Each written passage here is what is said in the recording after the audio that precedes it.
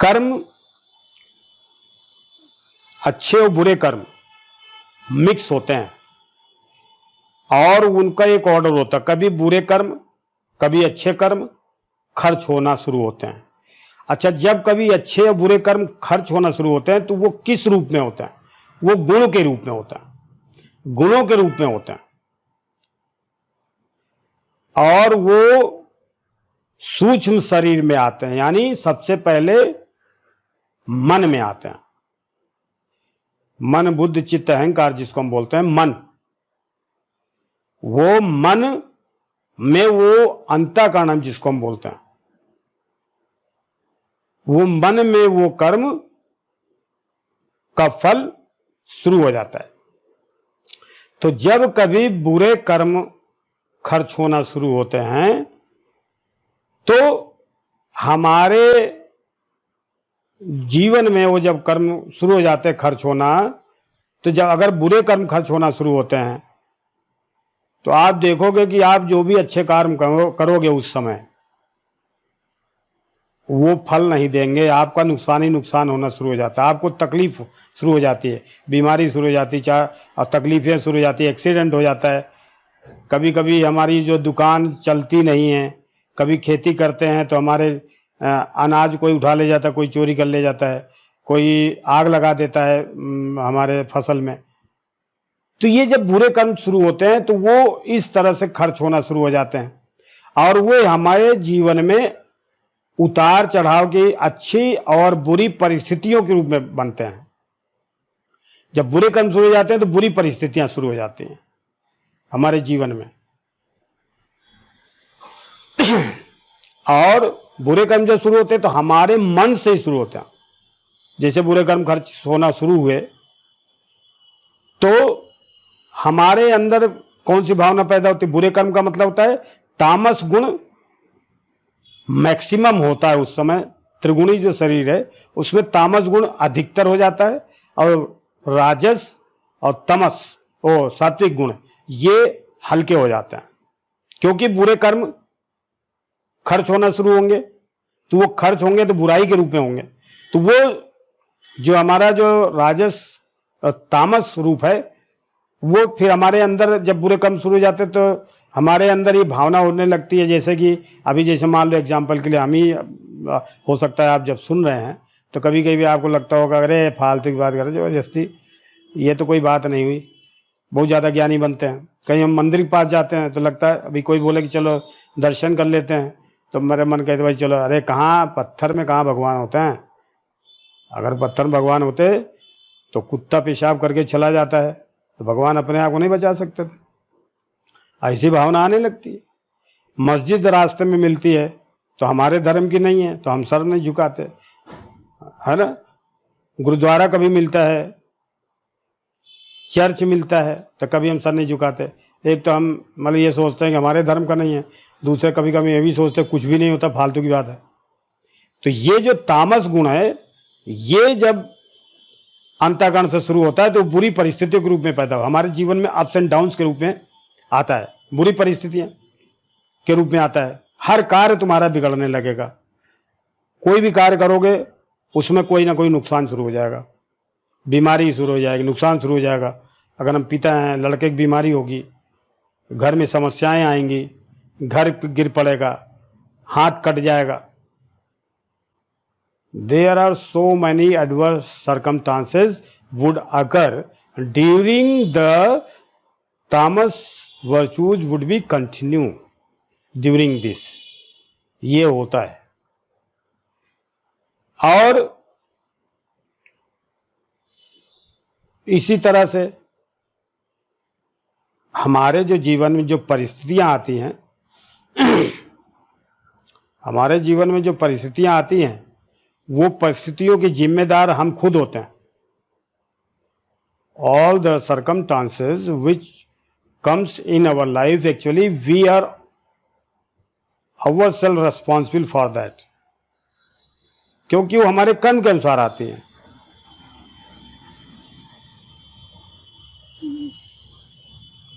तो जब सूक्ष्म शरीर से जब ये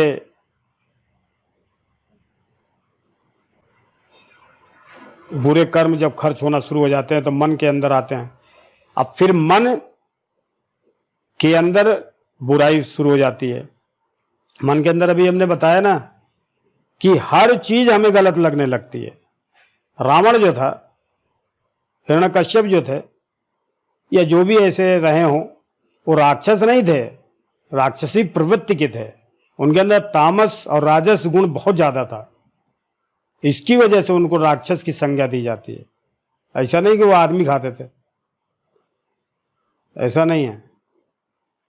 तो जो हमारे अंदर जो जिस तरह से परिस्थितियां, हमारे जब बुरे कर्म शुरू होते हैं तो हम हमेशा बुरे काम करते हैं। फिर भाई बुरे कर्म जब बुरे कर्म का फल शुरू हो जाता है तो हम हमेशा ही गलत काम करेंगे, चोरी करेंगे, डकैती करेंगे, धोखा देंगे, फरेब करेंगे, 420 करेंगे, कहीं किसी का नुकसान करेंगे, कहीं कोई हाँ करवाएगा तो हम हाँ कर लेंगे, गलत होगा सही होगा, अपना प्रॉफिट देखेंगे।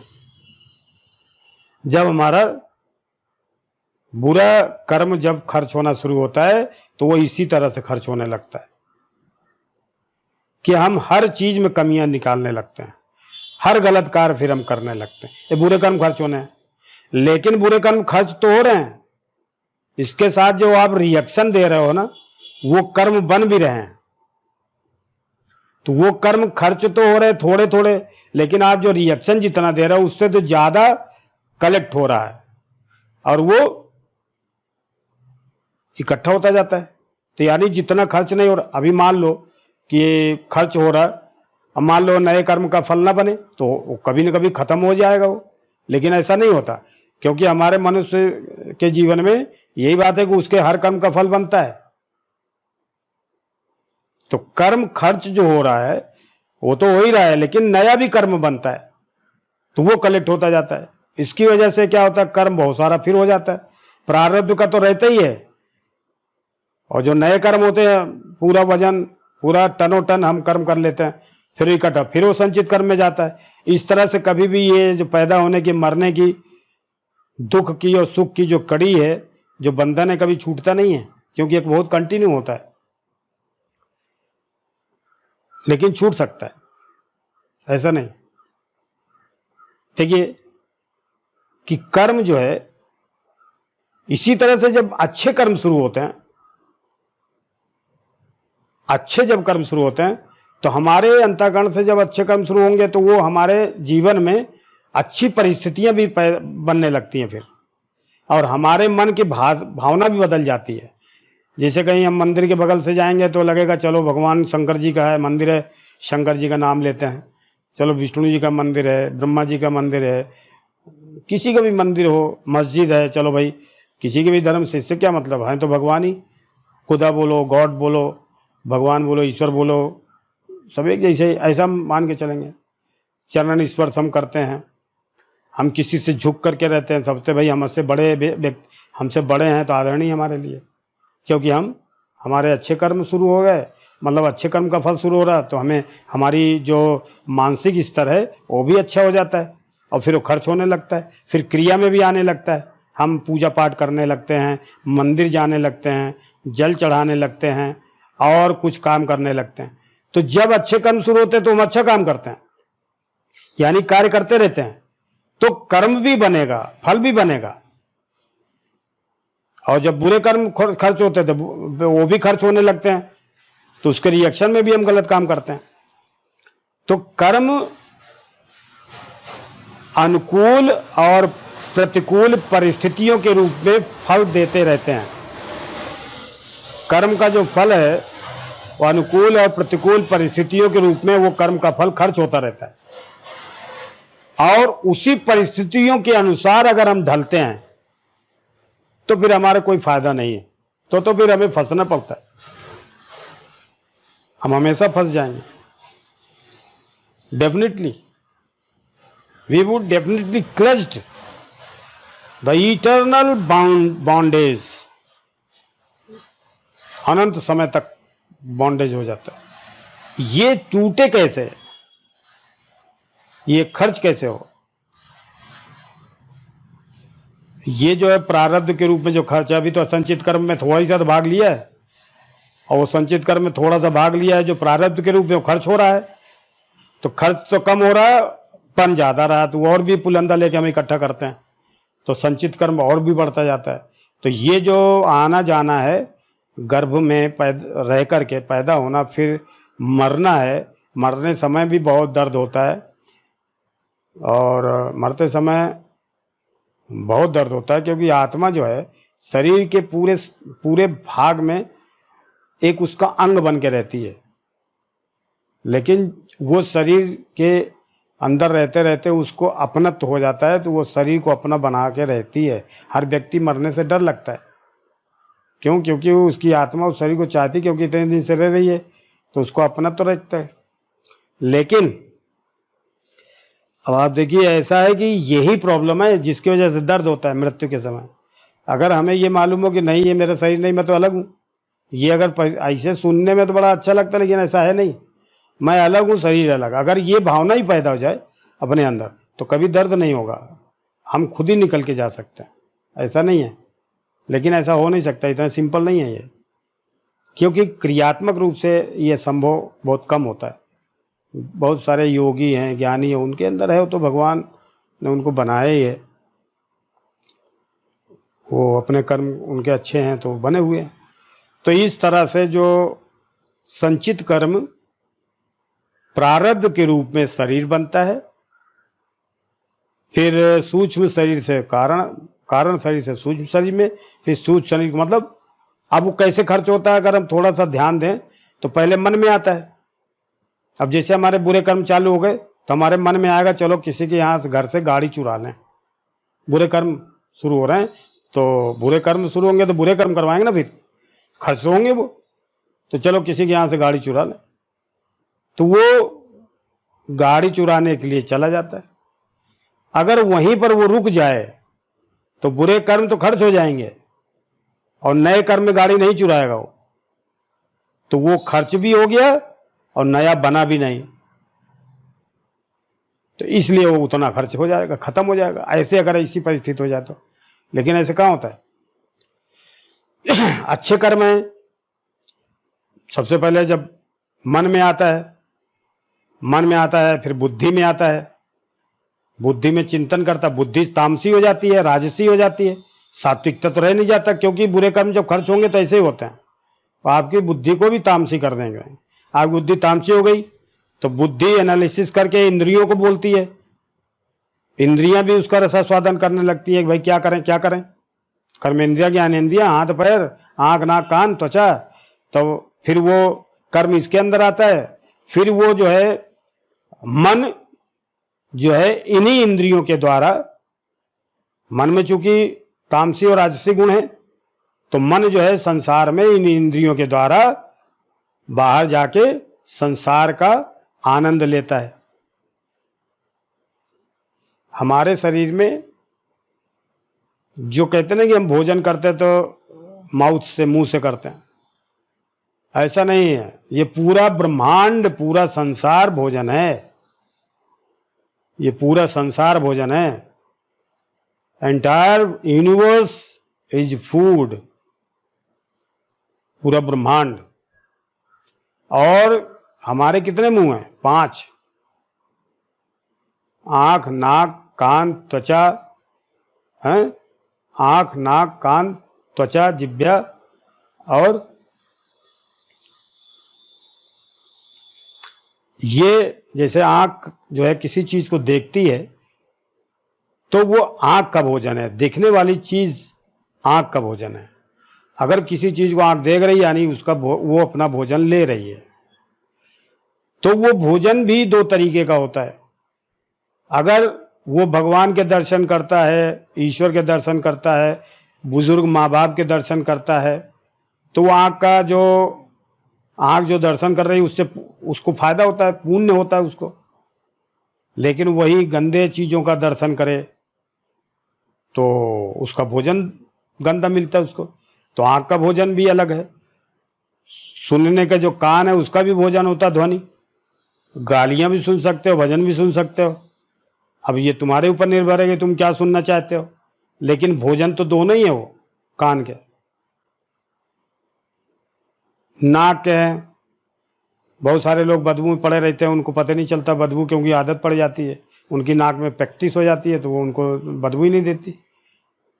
तो नाक भी जो है ये भी भोजन है, इसके द्वारा भी भोजन जाता है सुगंध के रूप में, बदबू खुशबू के रूप में। त्वचा है, भगवान के चरण स्पर्श करें, ईश्वर के चरण स्पर्श करें, माँ बाप के चरण स्पर्श करें, गंदे स्पर्श करें, तो स्पर्श इंद्रियों की कोई गलती नहीं, वो तो उसको भाई जैसे हम करेंगे वैसे। तो आंख, नाक, कान, त्वचा, जिह्वा, अब जबान है, हम चाहें तो शराब पिएं, मांस मदिरा जो है किसी जानवर को खाएं, तो इसका भोजन है। तो हमारे जो पूरा ब्रह्मांड जो है, वो पूरा ब्रह्मांड ही हमारा भोजन है, हम हर चीज अंदर लेते हैं।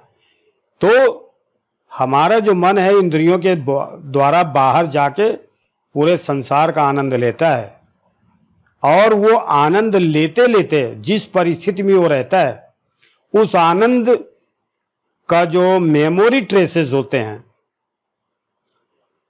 Listen carefully sir, all of you, please, if you are listening, then please listen carefully. आत्मा खुद के रूप में, आत्म स्वरूप में, उसमें कोई विकार नहीं होता, कोई क्रियाशीलता नहीं होती, कोई उसमें भावना इसी नहीं होती, उसको कोई भावना नहीं होती, वो एक करंट की तरह है। लेकिन जब ये शरीर के साथ मिलती है, तब शरीर के साथ रह के ये शरीर को एनर्जी जो देती है, और इसके साथ रहते रहते इसको खुद भी आभास होने लगता है कि मैं शरीर हूं। आत्मा जो है ये शरीर के साथ रहते रहते शरीर को प्रकाश देते देते, प्रकाश का मतलब ये नहीं कि लाइट दे रहा है, ऐसा नहीं है, उसका कुछ अलग ही तरीका होता है, उसका कोई सिस्टम अलग है, वो भी एक सिस्टम है जो पूरा बहुत दिन लगता है उसको समझने में, लेकिन समझा जा सकता है। तो वो जो है उसके अंदर रहते रहते, इस शरीर के अंदर जज्ब होते हुए, इंडल्ज हो करके, वो अपने आप को अलग नहीं समझता, वो सोचता मैं ही हूं, मैं शरीर हूं। शरीर में जो दुख होता है, जो तकलीफ होती है, जो दर्द होता है, जो खुशी होती है, जो गम होता है, जो अपनत्व है, जो परायापन है, ये सब उसको भी होने लगता है। लेकिन वो होने क्यों लगता है? क्योंकि शरीर के साथ है। तो शरीर में जो क्रिया होती है उसको ऐसा आभास होता है कि ये क्रिया मेरे में हो रही है, ऐसा होता नहीं है। लेकिन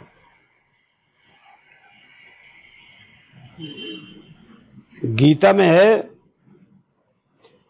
कि प्रकृति में गुण ही गुण को वर्तते हैं, यानी गुण ही क्रिया करते हैं, गुण ही क्रिया करवाते हैं, ऐसा नहीं है। तो होता तो सब ये है, लेकिन उसमें बंधन में आत्मा पड़ जाती है। तो ये इस तरह से हमारी आत्मा मन के माध्यम से, इंद्रियों के रास्ते से संसार में आती है। संसार की हर चीजों का आंख से देख करके, कान से सुन करके, त्वचा से स्पर्श करके, जबान से ले करके, नाक से सूंघ करके भोजन लेती रहती है। इसको हम भोगना बोलते हैं। और इस तरह से, इस सोच में अगर हम कहें तो आत्मा को हम भोक्ता मानते हैं। आत्मा को हम भोक्ता कब मानते हैं? इस रूप में मानते हैं, जबकि आत्मा भोगती नहीं है। आत्मा के अंदर ऐसा गुण नहीं है कि वो भोगे या किसी चीज को कुछ, वो तो इस शरीर के साथ की वजह से ऐसा उसको आभास होगा। यही अज्ञान है। तो इस तरह से जो है हमारा जो खर्च होता रहता है, यानी अनंत जन्मों के कर्मों का फल मन में से शुरू होता है, इंद्रियों में जाता है, इंद्रियां फिर उसको क्रियाशील होती हैं। कहीं अब देखो, जैसे मन में हमें कोई अच्छा आदमी है तो मंदिर जाने का मन होगा, मान लो, तो पहले मन में आएगा कि आज चले मंदिर। फिर वो मंदिर जाने के लिए क्या करेगा? उसके मन में जब आएगा तो वो मन इंद्रियों को ऑर्डर देता है कि चलें। तो हाथ पैर जो होते हैं, कर्मेंद्रियां, वो शुरू हो जाती हैं। और जब वो शंकर जी के पास या मंदिर जी में जाता है तो आंख के द्वारा देखता है सभी इंद्रियां, जबान के द्वारा भजन करता है, कान के द्वारा संगीत सुनता है, हाथ के द्वारा चरण स्पर्श करता है भगवान का, तो सभी इंद्रियां हेल्प करने लगती, तो आनंद भी ले रही हैं उसमें, मतलब वो भोग रही हैं उसको। और इसी तरह से बुरे कर्म होते हैं तो वो उसी तरह से इंद्रियां जाके बुरे कर्म करती हैं। तो इस तरह से इसका सिस्टम बना हुआ है। यानी संचित कर्म जो होता है वो प्रारब्ध के रूप में कुछ भाग शरीर मिलता है, शरीर के द्वारा वो भोगता रहता है, वो उसका जो कर्म का फल है, वो कर्म का फल उसके जीवन में अनुकूल और प्रतिकूल परिस्थितियों के रूप में आता रहता है। और वो क्या सोचता है कि ये परिस्थिति हमने तैयार की है। अभी जैसे कोई दुकान खोलता है तो उसकी दुकान चलने लगती तो सोचता है कि हमने जो अभी क्रिया की है उसका फल है ये। नहीं, वो पिछले जन्म के कर्मों का फल है जो उसको मिल रहा है। अब किसी की दुकान नहीं भी चलती है तो उसके भी, तो जो भी कर्म का फल है वो अनुकूल और प्रतिकूल परिस्थितियों के रूप में ही आता है जीवन में। अब ऐसा क्या किया जाए, ऐसा क्या किया जाए कि ये कर्म का जो बंधन है, अभी आपने सुना तो था कि कर्म जो है संचित कर्म खर्च करना है। अगर वो संचित कर्म खर्च हो जाए, खत्म हो जाए, तो कर्म नहीं रहेगा। कर्म नहीं रहेगा तो कारण नहीं होता हमारे इस जन्म में पैदा होने के लिए। इस जन्म में हम पैदा नहीं होंगे फिर, क्योंकि भाई कर्म का फल भोगने के लिए आते हैं। कभी कभी ऐसा भी होता है कि कुछ लोग बिना कर्म के फल के भी आते हैं, लेकिन वो डॉक्टर की तरह होते हैं। जैसे वेद व्यास जी, परशुराम जी, या बहुत सारे ऐसे ऋषि मुनि थे जो कि वो तो उनके कर्म का फल नहीं था, लेकिन वो खुद आए थे, उनको मोक्ष प्राप्त है। उनको हम बोलते हैं आप तो पुरुष। आप तो पुरुष का मतलब जिनके कर्म का फल नहीं है, वो केवल समाज के कल्याण के लिए और पूरे मानव को मार्ग दिखाने के लिए ईश्वर उनको या तो भेजता है या खुद वो चाहते हैं कि यहाँ पर आके हम समाज को एक अच्छी दिशा दें और अच्छा रास्ता दिखाएं, ताकि समाज में जो बुराइयां हैं वो कम हो जाएं और मनुष्य अच्छे रास्ते पर चले। ऐसा भी है, उनके कर्म का फल नहीं होता है। भगवान भी जब कभी नीचे आता है, या यूं समझो, मतलब ये व्यवहारिक रूप से जो शब्द बोलते हैं ना, नीचे आना, पैदा होना, अवतार लेना, ऐसा है नहीं। लेकिन अब ये चूंकि बोलते भाई कि शरीर जब मिलता है तो अवतार ही हुआ। तो ये जो कर्म का जो अभी सिस्टम है, अब इसको किस तरह से करें, क्या करें कि ये कर्म का फल भी खर्च हो जाए और नए कर्म भी ना बने। तो इसकी डॉक्टरी जो है, इसकी दवा क्या है कि मतलब ये जो कर्म का भी हमने जो सिस्टम बताया है, संचित कर्म, प्रारब्ध, प्रारब्ध खर्च होने वाले कर्म, फिर मन के रूप में बाहर आना, अनुकूल और प्रतिकूल, एडवर्स और गुड सर्कमस्टांसेस के द्वारा जीवन में आना, और उसको खर्च होना और नए कर्म करना, नए कर्म का फल बनना, और इस तरह से फल बनते जाना और संचित कर्म बढ़ता जाना। तो इस तरह से हम कभी भी इससे स्वतंत्र नहीं हो सकते। फिर यह भी होता है कि स्वतंत्र क्या होता है, मोक्ष क्या चीज है, मोक्ष क्या चीज होती है, सेल्वेशन क्या है, सेल्वेशन क्या चीज है। सेल्वेशन का मतलब बहुत सारे सोचते कि आनंद ही आनंद रहेगा, आनंद ही आनंद रहेगा, आनंद ही आनंद रहेगा, मतलब बड़ा कठिन शब्द है ये। किसको आनंद देंगे हम। ये भौतिक शरीर जो है, जिसमें इसको आनंद मिलता है, जो मजा आता है, जिससे मजा आता है वो भी भौतिक शरीर, भौतिक है, और जिसको मजा मिलता है वो भी भौतिक है।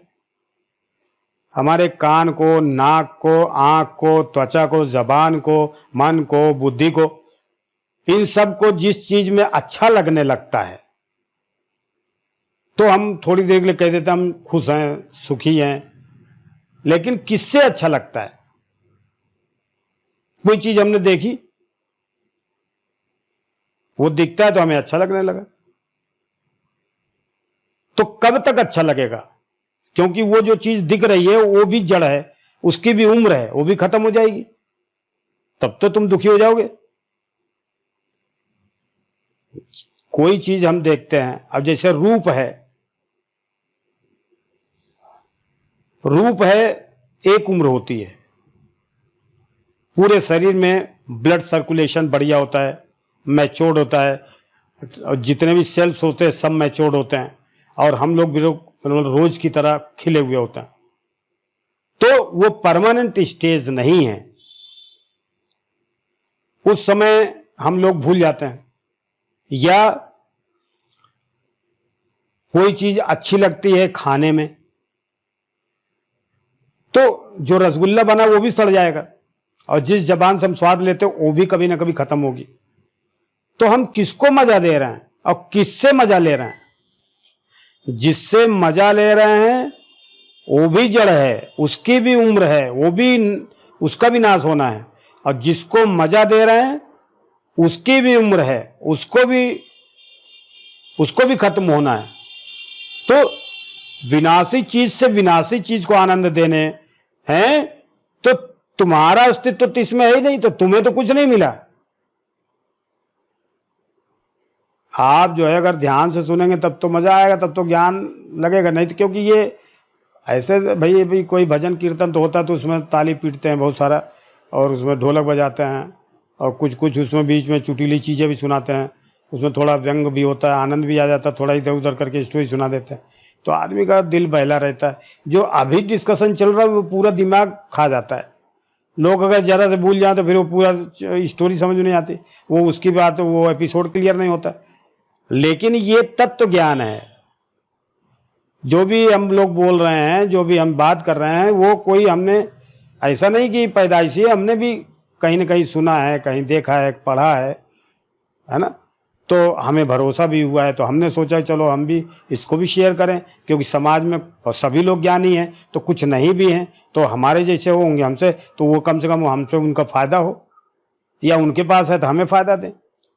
ऐसा थोड़ी है कि हम बड़े हैं इसलिए, या हम, ऐसा नहीं है कुछ भी। ये तो ये है कि हमारे पास जो भी है मैं चाहता हूँ बटे, और ताकि भगवान ये ना कहे कि तुम्हारे पास जो भी था उसको कम से कम बांटते। तुम्हारे पास गेहूं था, अच्छे गुण वाले नहीं थे, पुराने गेहूं था, अच्छा स्वाद वाला नहीं था, चावल था अच्छा, तो कम से कम दूसरों को भी दिखलाते, तो भोजन से पेट तो संतुष्ट होता है, स्वाद से क्या मतलब है। तो वही चीज है कि हम लोग जो डिस्कस कर रहे हैं वो अनंत जन्म से दुख और सुख से अलग होना है, permanent. We have to leave the cause of the happiness and regrets, it's very important.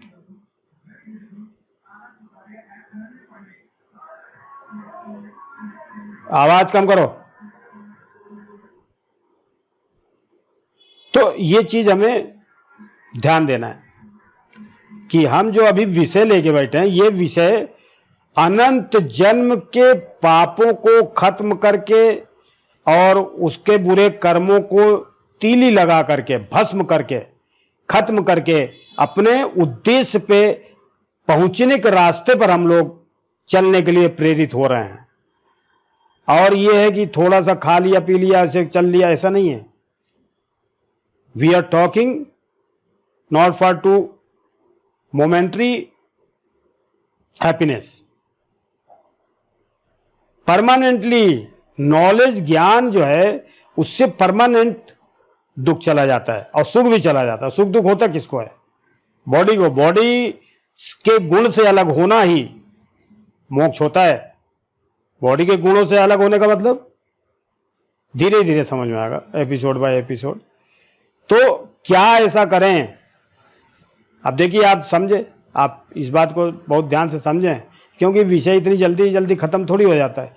अभी हम थोड़ा समझे, अभी हमने क्या बताया आपको कि ये जिसको हम सुखी कर रहे हैं वो कौन है सुखी? अभी किसी से पूछो आपके जान कहाँ है, आत्मा किधर है, तो किसी को नहीं मालूम। हाँ, ये जरूर है कि अभी अभी पता तो चला कि जो है आत्मा जो है पूरे शरीर में व्याप्त है।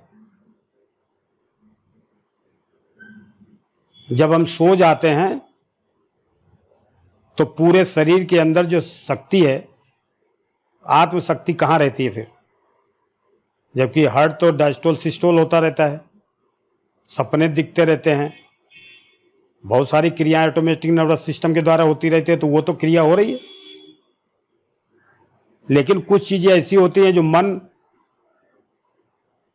सपने देखता है, तो आंख खुली रहने पर भी दिखाई नहीं देता। तो कोई तो ऐसा है अंदर जो आंख के द्वारा देखता है, कान के द्वारा सुनता है, नाक के द्वारा सूंघता है, जबान के द्वारा स्वाद लेता है, लेकिन वो जबान तक ही हमारा अस्तित्व, हमारे शरीर का अस्तित्व होता है। जो इसके माध्यम से ले रहा वो आत्मा है। तो उसको हमें जानना है और उसमें हमें अपने आप को समाहित करना है, उसका आत्म साक्षात्कार करना है। और उसका आत्म साक्षात करने का मतलब खुद को जानने का मतलब होता है ब्रह्म को जानना। तो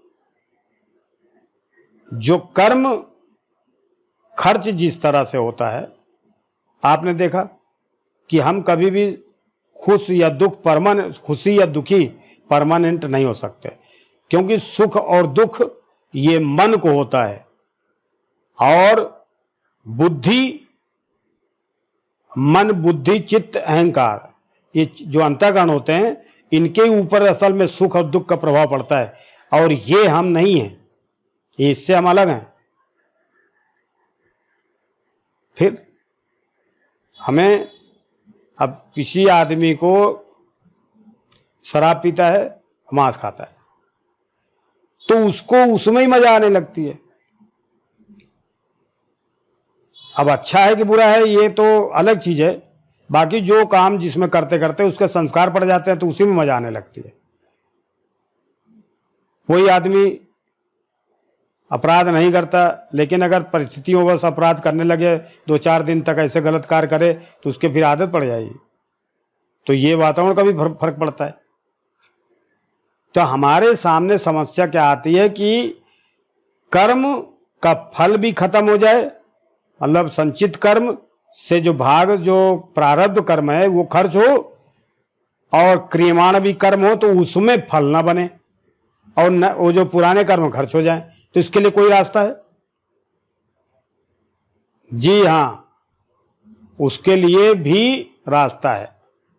गीता में, उपनिषद में कहा गया है। गीता में एक जगह कहा है कृष्ण जी ने कि कर्म 2 प्रकार के होते हैं। अब आप ध्यान से देखिए, कर्म 2 प्रकार के होते हैं। एक ऐसे कर्म जिससे हमें उस कर्म को करने के बाद अपेक्षा रहती है कि ये हमें मिलेगा, उसको बोलते हैं सकाम कर्म, यानी कामना के द्वारा किया गया कर्म। यानी किसी कर्म को करने के बाद हमें फल की इच्छा करने का मतलब होता है सकाम कर्म, यानी कामना के साथ किया गया कार्य, सकाम कर्म। तो जब सकाम कर्म होगा, यानी उसके बदले में कुछ आप चाहते हो, यानी कामना है कोई ना कोई चीज की, तब आप कोई कार्य करते हो तो उसका फल बनता है। लेकिन अगर हम निष्काम कर्म करें, यानी बिना कामना के कर्म करें, तो भैया सुनने में बड़ा लगता है। अर्जुन को भी टेंशन हो गई। अर्जुन ने बोला कि भाई निष्काम कर्मी क्यों करेगा, कोई आदमी कर्मी क्यों करेगा, क्योंकि अंदर प्रेरणा तो होनी चाहिए करने के लिए, फिर हम कर्मी क्यों करेंगे। अर्जुन ने कृष्ण जी से बोला कि अगर हमें कोई प्रेरणा नहीं होगी, कोई फल की इच्छा नहीं होगी, तो हम कर्म ही क्यों करेंगे। कर्म हम क्यों करते हैं, क्यों करें। तो उन्होंने जो प्रश्न पूछा वो ये है, अर्जुन ने क्या पूछा कि हम कर्म क्यों करें, क्यों करते हैं कर्म। भाई कर्म हम क्यों करेंगे, क्यों हमें फल चाहिए, हमें हमारी इच्छा है कि ये करें तो ये मिल जाएगा, ये करें तो ये मिल जाएगा। इच्छाओं की पूर्ति के लिए किए गए कर्म सकाम कर्म है। लेकिन बिना कामना के किया कर्म ही क्यों करें? ये कृष्ण जी ने बोला था, अर्जुन ने बोला था। तो बोले अगर मैं मान लो कर्म न करूं तो क्यों करूं फिर? अगर कोई फल ही ना चाहूं तो फिर क्यों करूं? तो उन्होंने बहुत अच्छी बात कही थी। आप लोग पढ़े होंगे सभी लोग भाई, कि धर्म के लिए कर्म हम धर्म के लिए करें। अगर हम टूटे फूटे शब्दों बोलें तो कर्तव्य के लिए करें, धर्म के लिए करें। कर्म हम अपनी इच्छाओं की पूर्ति, अपने मन की इच्छाओं की पूर्ति, अपनी इंद्रियों को आनंद देने की इच्छाओं की पूर्ति, वो अगर हम उसके लिए करते हैं तो सकाम कर्म हो जाता है, तो उसका फल बनता है। लेकिन अगर हम निष्काम कर्म करते हैं, निष्काम कर्म किसको कहते हैं? जो अपने धर्म के अनुसार ही किया जाता है। अब धर्म क्या होता है? देखिए, ऐसा एक एग्जाम्पल है। अब हमारा पुत्र है, जैसे ही पुत्र पैदा होता है वैसे हमारा ब्रेन में एक दिमाग में आ जाता है कि ये लड़का बड़ा होगा, हमारा बुढ़ापे का सहारा बनेगा और हमें जो है रास्ता दिखाएगा और हमारी सहायता करेगा, बुढ़ापे की लाठी का सहारा। लड़की होगी तो भाई ये तो ठीक है, शादी कर देंगे, घर जाएगी, समाज में प्रतिष्ठा भी है, पुत्री के पिता हैं, पुत्र के पिता हैं। ये सब अदृश्य रूप में हमारे मन में चलने लगता है। तो ये क्या है? ये सकाम कर्म हो गया। अब ये कर्म धर्म के लिए कैसे करते हैं? कि भाई जो पुत्र है वो पैदा हुआ है, तो वो पैदा हुआ तो एक कर्तव्य हमारा जुड़ गया कि इसको हमें पढ़ा लिखा के बड़ा करना है, अच्छा इंसान बनाना है, अपना पूरा कर्तव्य करना है। इतने तक, उसके अपेक्षा नहीं रखनी है उससे। वो अगर तुम्हें बुढ़ापे का सहारा बने या ना बने, ये तुम्हारे मन में नहीं आना चाहिए, अपेक्षा नहीं रखनी चाहिए। We should not expect for any individual in response of your deed. अगर ये इच्छा में आ जाए, अपनी भावना में आ जाए, अब हम पूजा करते हैं, निष्काम कर्म की बात करें, तो पूजा में इसलिए करते हैं just we always express our gratitude because of blessing me a good body with soul to penance for what we committed so many sins in our previous lives, and it is the blessings of God, it is the love of God towards us that he has given an opportunity to penance for that, and this is the love to whole humanity of the God. So that gratitude should be expressed by showing our prayer, offering our prayers and offers our flowers, sweets, etc. Not to get in response to be as a rich person in response, but only to go to temple to express your gratitude because you have blessed, heavenly blessed, because you have been blessed a good body with good soul and good mind. Just you have come to temple to offer your prayer and express your gratitude. Oh God, you have given me everything, given me and given a chance to pray again and again, and I am very grateful to you. I am highly obliged. It is duty, इसको हम निष्काम कर्म कहते हैं। And whenever we go to the temple, we always offer our sweets and flowers, and in response I ask for the God, please make me happy in any respect by giving wealth, health, prosperity, etc. Why don't? Isn't it? I am also included in that. But we are talking about this topic, निष्काम कर्म और सकाम कर्म। निष्काम कर्म का फल नहीं बनता। निष्काम कर्म उस भुने चने की तरह होता है कि अगर चना गीला है, हरा है, तो वो अंकुरित हो जाएगा और फिर एक वृक्ष बनेगा, एक पौधा बनेगा जो बहुत सारे फिर चने देगा और फिर उससे ये श्रृंखला चलती रहेगी। लेकिन अगर चने को भून दिया जाए तो वो फिर अंकुरित नहीं हो सकता।